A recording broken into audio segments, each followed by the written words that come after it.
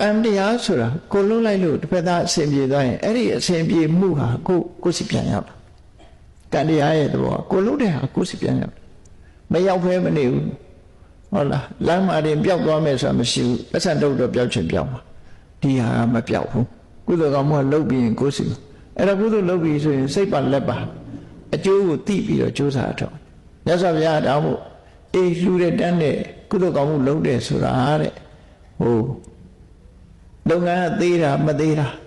ဒီလှူတာလဲကောင်းတာမကောင်းတာများတာနေတာဒါတွေအဓိကမဟုတ်ပါဘူးတဲ့အရေးကြီးတာဘာလို့ဆိုရင်တလေးတစားလုပ်ဖို့အရေးကြီးတယ်ကိုလုပ်တဲ့လုပ်ငန်းတစ်ခု I do my best ဘာပဲလုပ်လို့အကောင်းဆုံးဖြစ်အောင်လုပ်စိတ်အားနှစ်ပြီးတော့လုပ်တာကိုယ်တိုင်အကောင်းဆုံးဖြစ်အောင်လုပ်တယ်မလုပ်ချင်ရင်တော့အကျိုးပေးတော့လည်းမပေးချင်ပေးမှာပဲဒါကသူ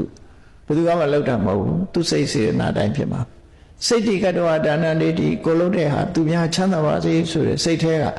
မုံမြတ်တဲ့နှလုံးသားနဲ့ပြုလုပ်ရမယ်တာထာတာနဲ့ဒိဋ္ဌိကိုယ်တိုင်ပါဝင်လုပ်ရမယ်အလူလည်းဒီတိုင်းအာဂမနဒိဋ္ဌိကိုလုပ်တဲ့ဟာတွေဘယ်တော့မှပျောက်ပြစ်မသွားဘူးကိုယ်စီပြန်ရောက်လာမှာပဲဆိုတာသိရှိနားလည်ပြီးလှူတဲ့တန်းတဲ့ကုသိုလ်လုပ်ရမယ်ဒီလိုဟောတာနော်အဲ့တော့နောက်ဆုံးမှာဒီကုသိုလ်ကောင်းမှုတွေဟာပျောက်ပြက်သွားတာမဟုတ်ဘူးကိုယ်စီရောက်လာအေးဒါကြောင့်မို့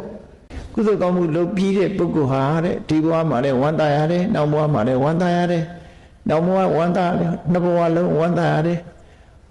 အကျိုးပေါ်လာတဲ့အခါကျတော့အလုံးပို့ပြီးတော့ဝမ်းသာရလိမ့်မယ်လို့ဒီလိုဟောတာ